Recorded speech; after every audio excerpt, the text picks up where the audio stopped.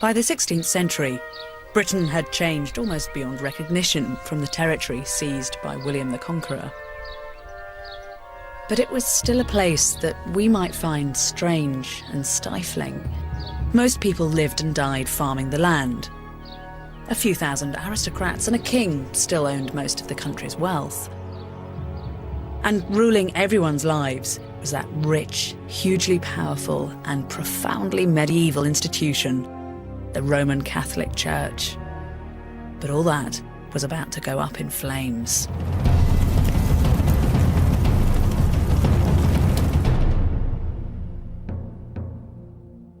In the middle of the 16th century, the Catholic Church came crashing down, and it brought the medieval world with it. A tumultuous century of riots and rebellion followed, in which the people killed their king. It was a time when many characteristics of the modern nation emerged. We championed the underdog and embraced political rights, secular entertainment, and capitalism. 8,000 years before, the British Isles had begun life as a backwater on the edge of Europe. Come 1700, they were at the centre of a new world. This would be the Seventh Age of Britain.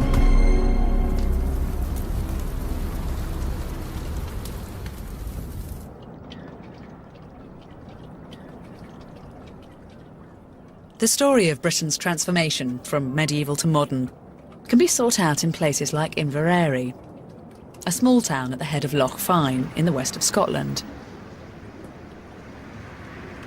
There's a small cross here. It may seem unremarkable, but it symbolises the first stage in the reshaping of Britain, the Reformation, when the country changed from Catholic to Protestant. But you have to look closely. At first glance, it's just like the many crosses that were erected when the British were pious Catholics. But about 2/3 of the way up, there's a strange gap, a void where there was once an image of the crucifixion of Christ. After the Protestant Reformation, idolatry was banned. Religious images were considered at best a distraction and at worst blasphemous, so locals hacked out the offending part. The Reformation hit England and Scotland in very different ways.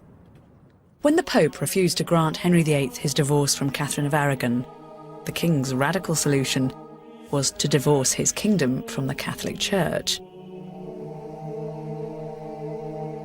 With the Roman Catholic Church in England abolished by the state, the new Protestant religion of Northern Europe slowly flowed into the void.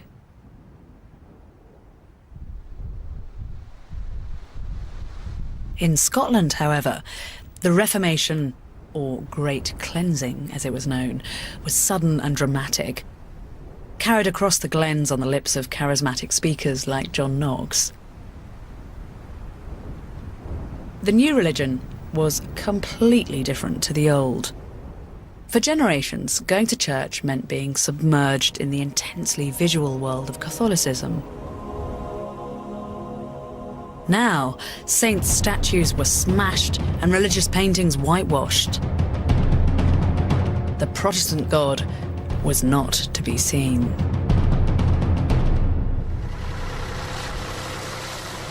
For the fishermen who plied these waters on the Firth of Forth, you can only imagine what it must have felt like to have to deal with this whole new spiritual landscape. For generations, they'd known that their best protection was holy water and the images of saints, but the new faith deemed all that the devil's work. Now all they had to rely on to keep them safe against the dangers of the sea were their own prayers to an invisible God. The social consequences went far beyond theology. This is St Columba's, purpose-built in 1592 as a Protestant church in Burnt Island on the north bank of the Firth of Forth. It's completely unlike Catholic churches. They're often tunnels of hierarchy, with the priest at one end, separated from his congregation. In contrast, St Columba's is square. Everybody's the same distance from the pulpit, reflecting the revolutionary idea that to God, at least, social status meant nothing. Communion was celebrated here in the middle And it was not the priest officiating in the same way as it had been in the medieval church. It is the congregation at communion sitting around ordinary trestle tables and benches. And the whole idea was that you were sitting around in a meal and everybody is of equal status. It's not that social status was abolished. Far from it. Within the church, rich guild members like fishermen had special galleries, and the laird and his family had a grand pew of their own. The difference now was that though status got you a nice place to sit, it no longer protected you from God's wrath. There's a very interesting example of Alison Ramsay, who is a servant girl in a laird's household, who becomes pregnant, and she declares that the father is in fact the laird's son, William Orrock. William denies the whole thing totally. What happened next would never have happened in the old Catholic order. The laird's son could no longer assume his feudal power would protect him. He could no longer talk to a priest in the privacy of a confession booth and then buy absolution. He had to sit in the middle of the kirk, facing the entire congregation, and explain his actions. They ask for details. Where did this happen, they say. Alison says, in the bakehouse where she normally slept. And at the same time, William has to come up and, in the presence of God, as they say, and his congregation, has to deny it on oath, so that both the man and the woman are treated equally, though they are very different social status. And in this case, the session cannot prove that William is the father, so they cannot put him on the penitent stool, but they make very sure that the community knows the details of the case. You can imagine the impact on the congregation of seeing the laird's son cross-examined, just like a servant girl.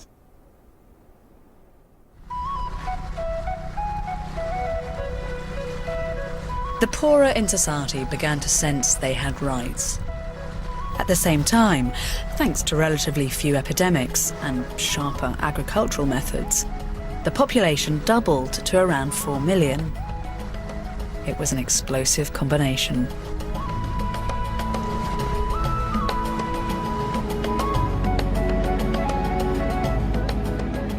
Ironically, those agricultural improvements made farming less labour-intensive, and many thousands migrated to the country's expanding cities in search of jobs. And this is where most came, a city on the brink of greatness, London. Its population in 1600 had reached 200,000. Many ended up in large shanty towns outside the walls of the medieval city. Just north of St Paul's is Turnmill Street. In 1600, it was a lawless hotbed of petty criminals, beggars and vagrants. It was also one of the most notorious red light areas in Europe. Dotted along here were tenement buildings, some of them 4 stories high, with a prostitute in every room. Of course, a lot of what went on here was grim and abusive. But if you read between the lines of contemporary accounts, you also get a sense of a world that was crackling with a dangerous energy. At least those unwanted vagrants had a chance of making a life for themselves here. And a number of the fresh-faced girls who started out as prostitutes ended up owning brothels and running taverns. The authorities hated all of this because it was anarchic and threatening. But for the people who lived and worked here, there must have been moments when they enjoyed the knowledge that they were part of a burgeoning counterculture.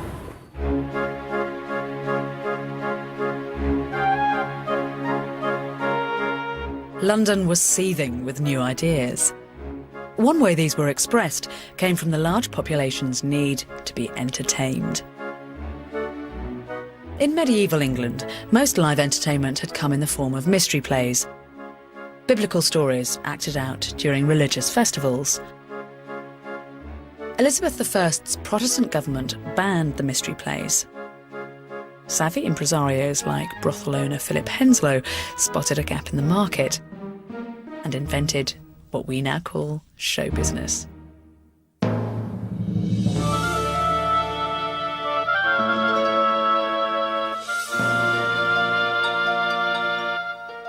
In Elizabethan England, for the first time, secular topics, marriage and adultery, politics and history, were turned into popular theatre. Demand was phenomenal, and people flocked to the country's first purpose-built theatres. These are the foundations of the Rose, built in 1587. In the decade that followed, a new play was being written in London every day. Actors were expected to learn around 5,000 words a week. The audiences, rich and poor alike, loved it. Standing pressed up against the stage were the groundlings, men and women who paid a penny apiece to be here. Threepence could have bought you a seat with a cushion, and if you could afford sixpence, that's around about £30 in today's rate, then you had the option of a place in one of the galleries that would have ranked up above me. Mind you, no amount of money could have spared you from the acrid stench of this place. Visitors complained of the fug of smoke from that new fad tobacco and of stinkards, neighbours who reeked of garlic and urine. Clearly, though, it was all worth enduring, because here you could experience some of the greatest plays written in the English language. Scourge the bad revolting stars that have consented unto Henry's death. King Henry V, too famous to live long, England ne'er lost a king of so much worth. These lines come from what was probably Shakespeare's first play, Henry VI, Part 1, performed at the Rose in March 1592. Shakespeare didn't choose English history as a subject out of personal interest. He knew it was the hot topic that put bums on seats. Because of the break from Rome, the English nation is trying to establish itself as an independent nation with a kind of identity of its own, really for the first time.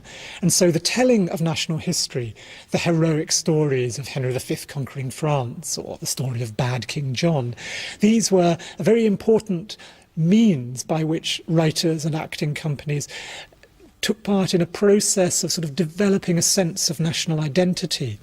So there's lots of different things going on at once. It's simultaneously popular entertainment, but also nation building. The great playwrights went further. It wasn't enough to ask what it meant to be English. They asked what it meant to be human. One of the things that they saw was the actor playing the part of a character, standing alone on the stage, thinking about themselves. That thing called the soliloquy, which really gets invented in the plays here at the Rose and is then developed in the most extraordinary way by Shakespeare. And I think that really did have an extraordinarily profound effect on the English psyche. The idea of the supremacy of the individual, the thinking self, in a way that liberates you to start questioning the hierarchies and institutions of society. And I don't think it's too far-fetched to claim that some of the seeds that led to the extraordinary transformation of 50 years later, when the English decided to execute their king, that the foundations for those were maybe laid here at the Rose. In Queen Elizabeth's England, ordinary people were savouring the chance to do two very dangerous things: think for themselves and question authority. It could lead to only one thing: revolution.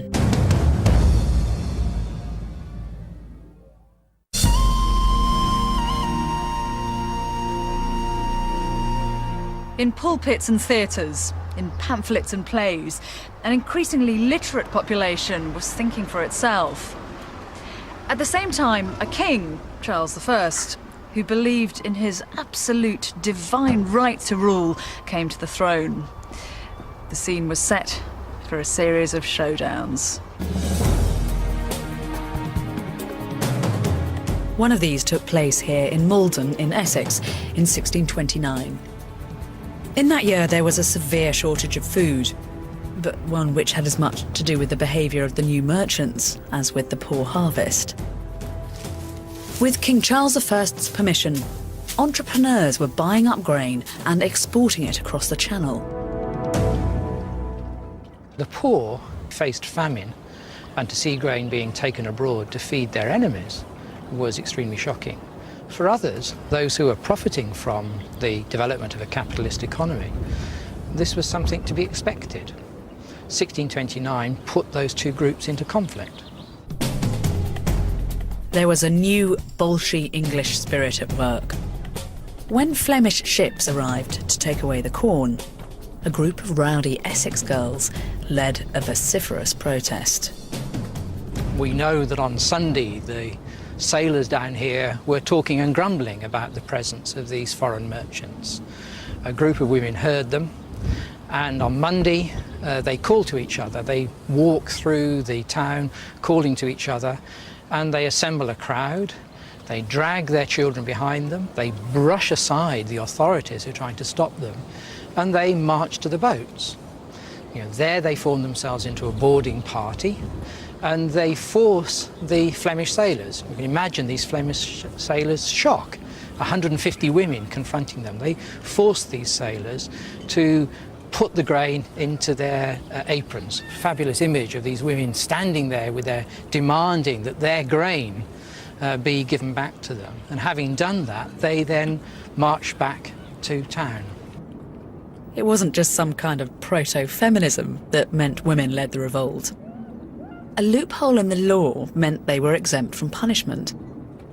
It was believed that women who committed an offence without a man of discretion, the contemporary phrase, moving them to commit it, were not guilty of a crime. And in riot after riot, you find women defiantly saying to their victims, "We are only women, and we are without the law." And I think in 1629, that idea runs deep through the women's ability to go and take the grain. When the authorities tried to pin the riot on men acting behind the scenes, one of the women ringleaders took full responsibility. It wasn't men that made them riot, she said.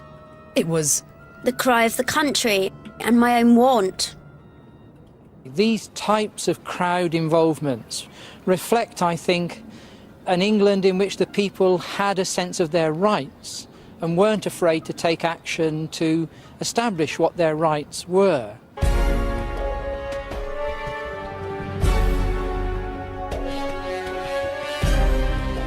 The problem was, how do you demand political rights in a society where there's no press and where it's just the landowners?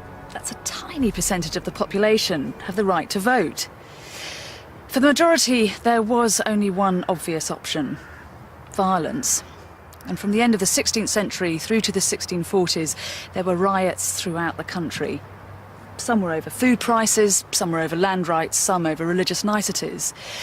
These were grievances that had been simmering for centuries and had now reached boiling point.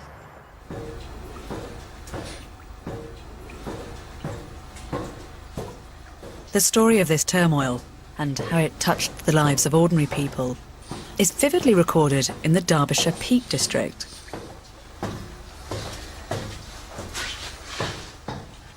The writings survive of a community of miners who lived and worked here, scratching out a living in back-breaking shafts that burrow through unyielding rock. Hundreds upon hundreds of men came here, and this is what they risked their lives for. Unrefined lead that they then sold on to the highest bidder. It was a grimy, macho world with every man for himself.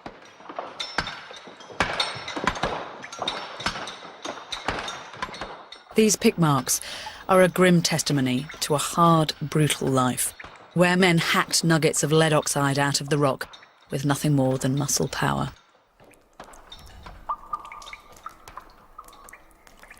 Not surprisingly, these miners had grown increasingly angry over taxes levied on their lead. In the past, their protests had fallen on deaf ears. And then in 1642, the high politics of church and state hit the rock face. Suddenly, the miners who sweated down here found themselves caught up in a revolution.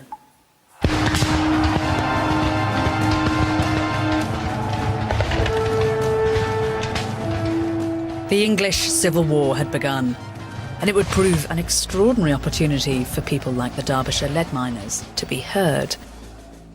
During the 1630s, King Charles reformed the Church of England. Many MPs in the House of Commons, enthusiastic Protestants, thought it was a plot to return the country to Catholicism, and were horrified. In 1642, the unthinkable happened. King and Parliament went to war. The Civil War began over religion, but its effects went far beyond that. Both King and Parliament had to persuade people to join their cause, and for the first time this availed the population of an opportunity to negotiate privileges and rights from their aristocratic superiors in a way that would have been unthinkable in medieval England. The Derbyshire miners suddenly found they had real clout. Their lead was now of great strategic importance. It's a critical military resource. Lead is used for the manufacture of shot, and therefore both the King and the Parliament's forces during the period of the English Civil Wars after 1642 are keen to control lead-producing areas such as here in Derbyshire. A focal point for these lead mining communities were pubs, like the Old Miners' Arms at Eyam, which dates from this time. It was in places like this that you could have met the tough, politically savvy customers the King and Parliament had to try to persuade to join them. The collapse of the English state in 1642 forces people to engage with politics in new ways, because they're seeing armies marching through their village, they're seeing their young men conscripted, they're forced to pay increasing taxation to both sides of the military conflict. People are forced to have opinions on these issues, to argue the toss as to which side had the better political claims, whether it was the King or the Parliament. So the 17th century alehouse was a profoundly politicised environment. In medieval England, it was the King's feudal right that people fight for him. There were no negotiations involved. Now, Charles I was reduced to writing a grovelling letter to a bunch of stroppy miners. Our gracious and princely intention is to maintain and to enlarge unto our loyal and good subjects the miners in our county of Derby, that they shall serve us, and not depart from us in this our present expedition. And you can imagine them opening up the King's Declaration, reading it aloud, others listening and arguing with us. Well, should we listen to him? Is he our liege lord, or is he just a griping Norman tyrant? What attitude should we have to the King? Are his demands reasonable? Significantly, the miners reply with their own printed declaration in which they negotiate with him. May it please your most gracious majesty, that the greatest grievance we have long undergone is paying tithes and duties not due by law. From this oppression, we most humbly desire to be freed. They ask him to eliminate certain taxes, certain dues, which the Crown has traditionally levied upon the mining population. And in return for the abolition of those dues, they say that they will support him in his military campaign against the Parliament. And then the King replies back to them and says, that's fine, I'm prepared to do as you request. So there's actually a negotiation, a complicated negotiation being conducted between these assertive, rebellious miners and the King of England. War changes society in surprising ways. Neither the King nor the landowning classes that led Parliament wanted to give the lower orders more rights, but they found themselves forced to. Oliver Cromwell based his military success against the King on the simple realisation that to win battles, you need to promote men with ability and commitment, and not automatically prefer someone with aristocratic connections. I'd rather have a russet-coated captain who knows what he fights for than what you call a gentleman and is nothing else. And when Cromwell's russet-coated captains routed the King's army, it unleashed a sense throughout the country that the traditional privileges of the aristocracy were meaningless.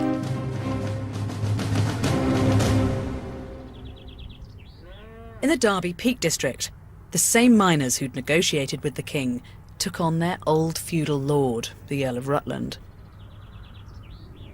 They moved onto his land near his seat at Haddon Hall.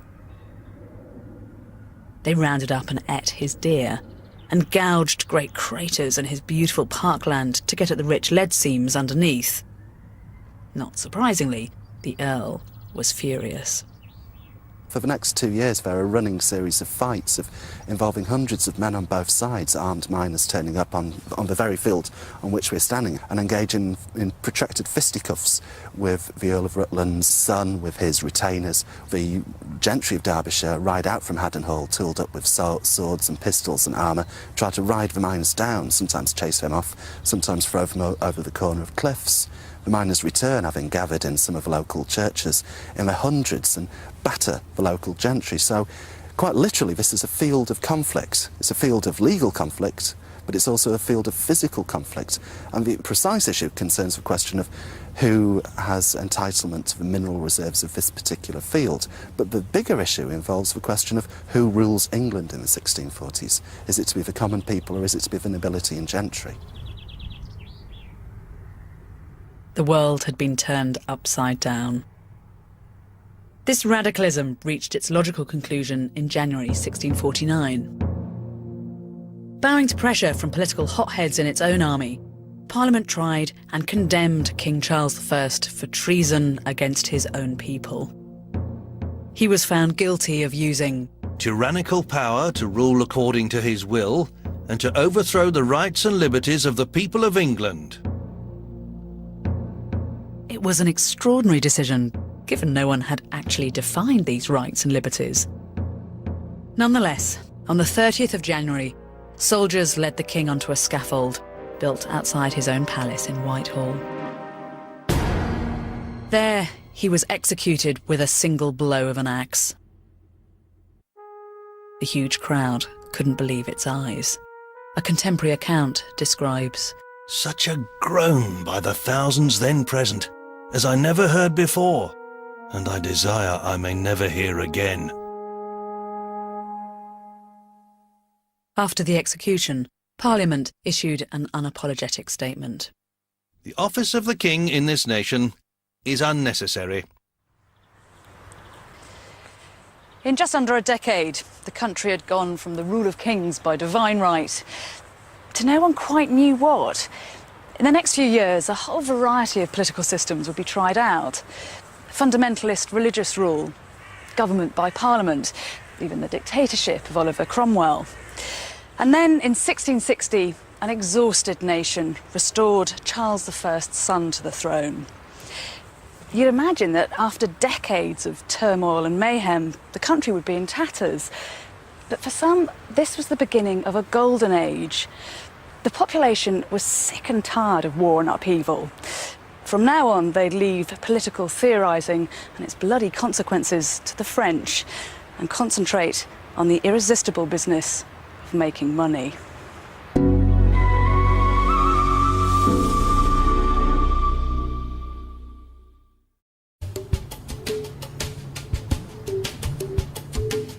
In the century between the Reformation in the 1540s and the Civil War in the 1640s, while the British were fighting for political rights, there was a parallel story of a nation becoming a commercial superpower.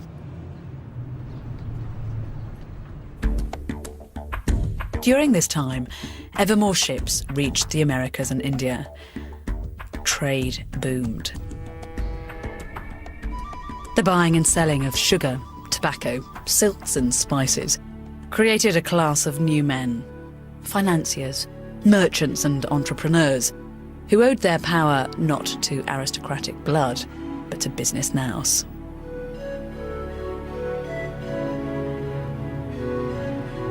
This growing overseas trade coincided with a massive redistribution of land. Between 1540 and 1640, the number of landowners would treble as the feudal gentry sold their estates to the new merchant class.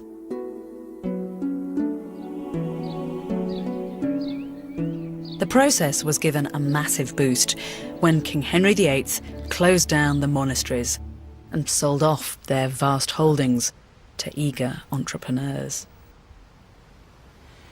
The fate of the abbey here at Malmesbury in Gloucestershire was typical. For nearly 850 years, it had been a Benedictine monastery. And then, in December 1539, it was seized in the name of the king and sold on, in this case to a certain William Stump. Stump was a recent convert to the Protestant faith and one of a new breed of entrepreneurs who saw the dissolution of the monasteries as the most fantastic business opportunity. Stump filled the abbey buildings with looms and supplied wool to markets all over Europe.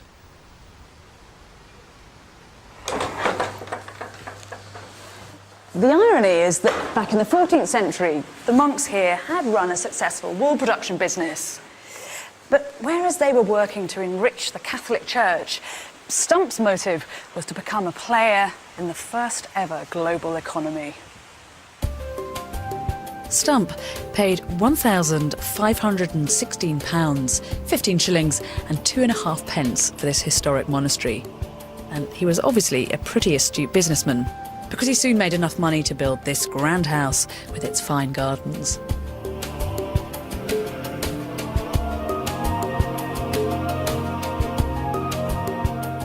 The switch in the function of these abbey buildings marks the glide from medieval to modern.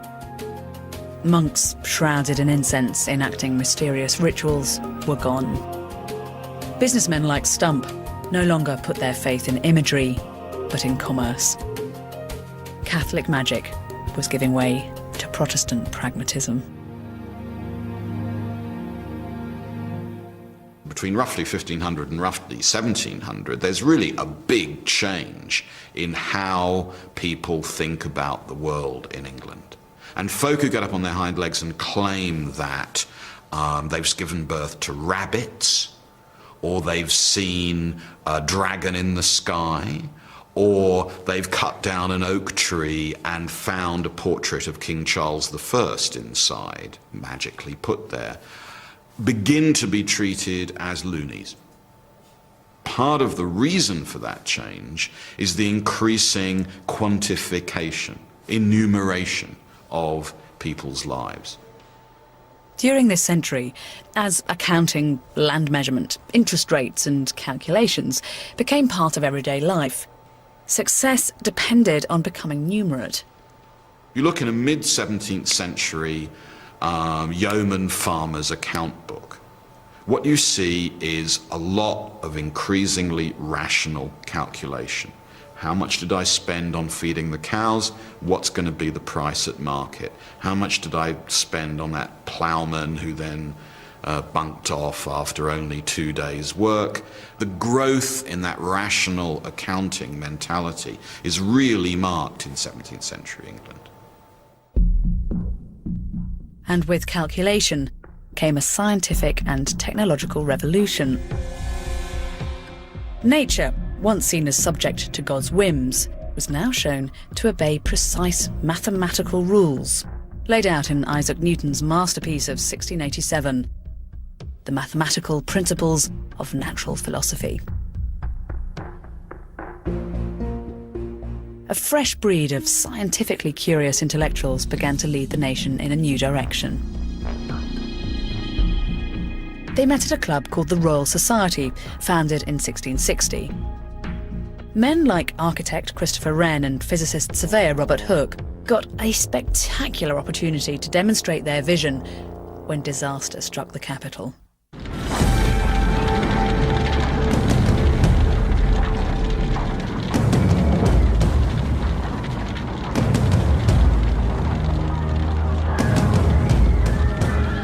In 1666, the Great Fire of London destroyed the heart of the medieval city.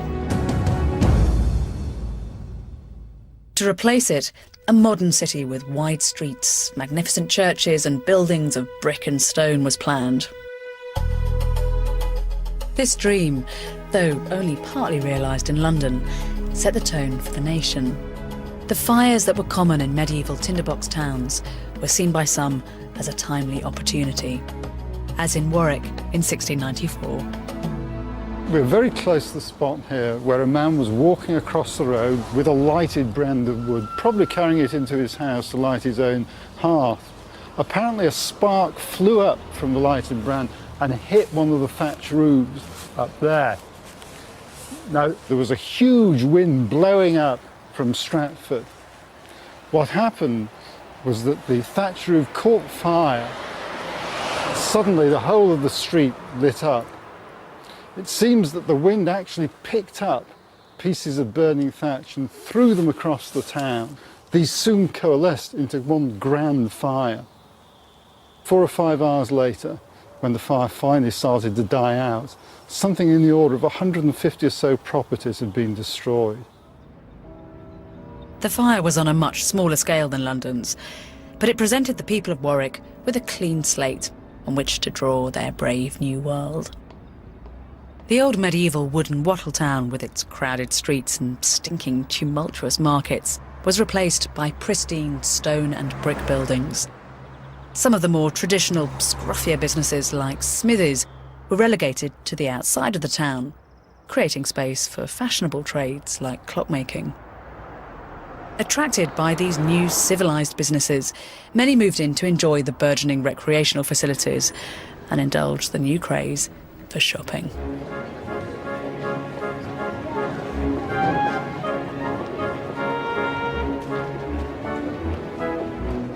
The shopping revolution is really about the growing number of goods that are being produced, which are of a luxury or semi-luxury character, which are not basic necessities to people. And we're actually standing here in the point which really was a fashionable shopping centre of Warwick. For example, Robert Blissett would have been selling fine cloths, and then across from me, a huge variety of products, including things like expensive spices. We had a cutler, we had a saddler, a bookseller, a very exciting new occupation in the town. Towns were rapidly becoming the desirable place to be. And by the end of the 17th century, the proportion of those working on the land had dropped from 90% to just 40%. Nowhere was the shift from a rural to an urban way of life more apparent than in London. I think this growth of London reverberated throughout Britain, generating all sorts of urban expectations. And you might then ask me, why was London growing? I think the growth of London probably is based upon the changing global position of Britain. Whereas at the beginning of the 16th century, it's right on the edge of Europe. By the end of the 17th century, with the growth of the Atlantic economy, it now becomes at the centre of a burgeoning global economy.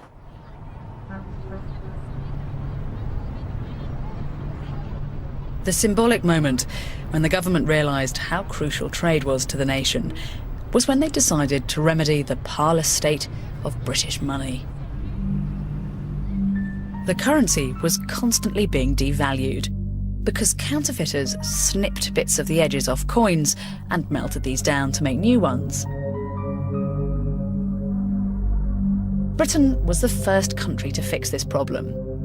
In a massive undertaking, the government called in all the coins in circulation and replaced them with new ones, which, like ours today, had milled edges to foil the counterfeiters.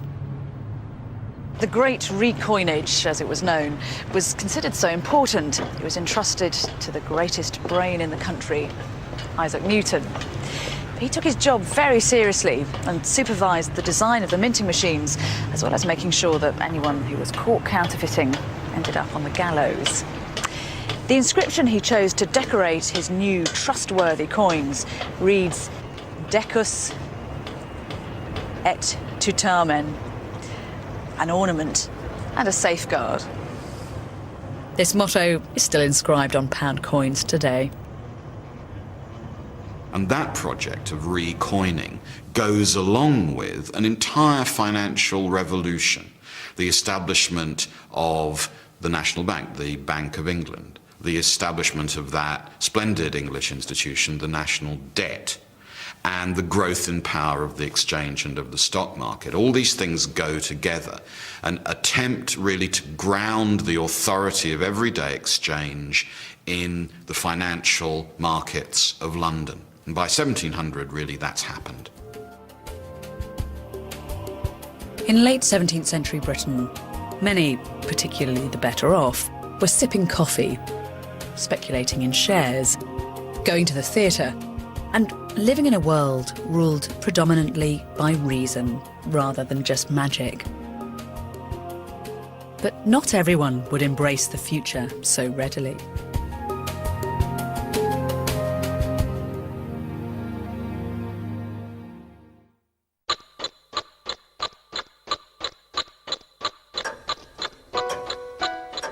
By 1700, two of the great changes of the previous 150 years, the Protestant Reformation and commercial opportunity, were combining to create modern Britain.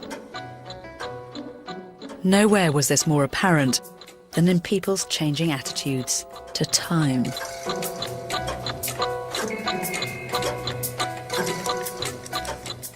For a start, clocks had become cheaper, so more people could own them.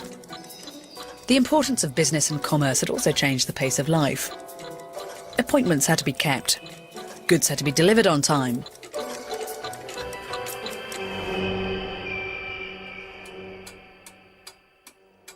And in addition, Protestants placed a far greater emphasis than Catholics on punctuality. The key Catholic festivals were relaxed, day-long affairs, scheduled around the rhythms of the agricultural year. In contrast, Protestants wanted you in church on time to hear the sermon from the beginning right to the end. When God's presence is taken away, there is nothing but horror and trembling and I. After the Reformation, clocks like these weren't simply devices to mark time, but were a way of evaluating how wisely that time was being spent. The righteous used their time productively, whereas frittering away time was seen as a mark of the undeserving, idle poor. The godly family is the family that does what is appropriate at each time of the day and night, that doesn't waste time, that spends it appropriately, and that marks the hours and weeks in a rational, orderly, and pious way. And this is always contrasted with the wastefulness, with the dissolute, with the uncaring part of society. So it's seen that the poor are poor because they haven't spent time properly. In 1697, a law was passed demanding that paupers wear badges to mark them out. The Protestant work ethic had arrived, and with God demanding that every second marked by the ticking clock be used productively, the age of progress had begun. And it wouldn't just be the poor who lost out. The aristocracy, too, was being given a run for their money by a new breed of entrepreneurs. These were Britain's fledgling capitalists, and love them or hate them, they would change the way that we lived and worked forever. This is Neath in Wales. In 1700, this was the site of a coal mining complex, run by a budding capitalist, Humphrey Mackworth. With Bible in one hand and clock in the other, he wanted a return on the investment he'd made here, buying the land and installing mining equipment. He had to change the way his miners worked. Previously, people would be paid piece rates. Mow that area of land for such and such an amount of money, thresh that quarter of grain, I'll pay you so much. This is now, and people could do it very much in their own time. Now what is driving the investor, the entrepreneur, is to get a regular workforce turning up daily at set times. Mackworth wanted his employees to work 6 days a week for a salary, and to turn up to work on time. The miners weren't interested. But unlike the cliched exploiter, Mackworth responded with carrots rather than sticks. He offered his men sick pay, pensions, and greatly increased salaries. Protestant capitalists like Mackworth were sowing the seeds of our way of working. What drove them was a belief that making money had a higher moral purpose. A friend of Mackworth's wrote, "The poor miners and labourers should have some small share with you in so rich a treasure.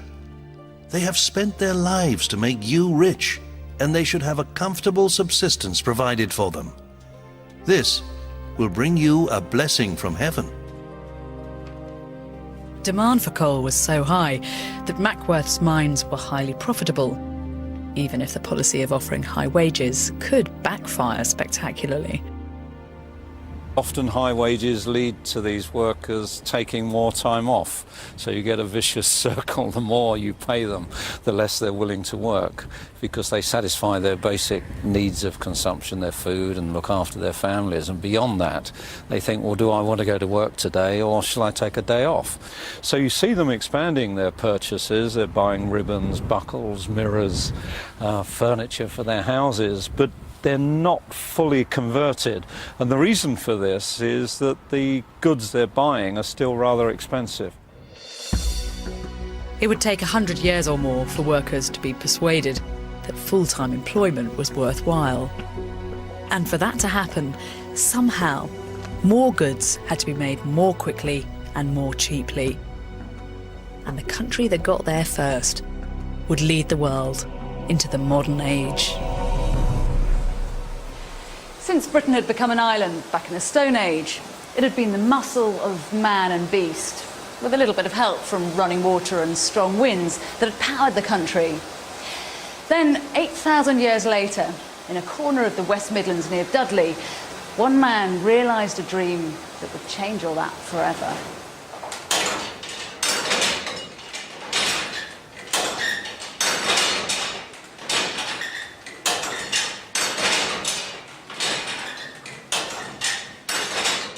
This contraption, built by an ironmonger called Thomas Newcomen in 1712, was the first time heat and steam were harnessed usefully. It pumped water at 120 gallons a minute out of coal mines. As the Seventh Age of Britain came to a close, God, it seemed, had found a new purpose for her people: to go forth and prosper.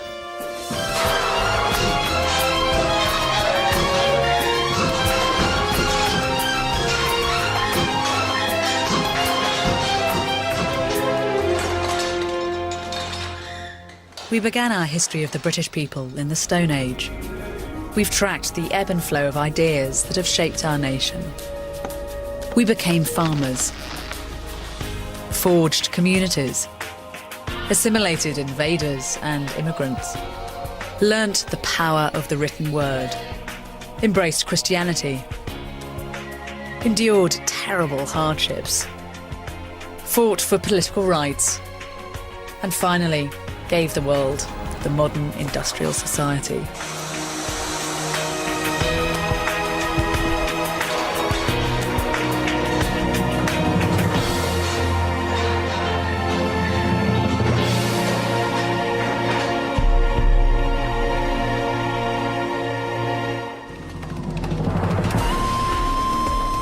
And the book of the series, 7 Ages of Britain, is available in the shops now, priced at £20. To order a copy, call 0870 1234 344 or click on to channel4.com/shop.